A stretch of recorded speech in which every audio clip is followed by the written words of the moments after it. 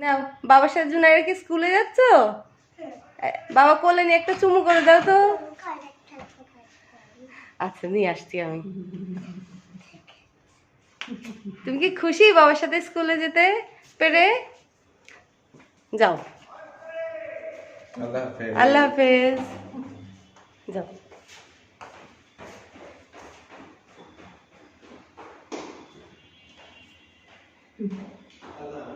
আল্লাহ হাফেজ।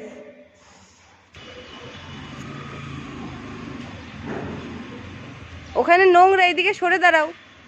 জুনাইরা এদিকে সরে দাঁড়াও।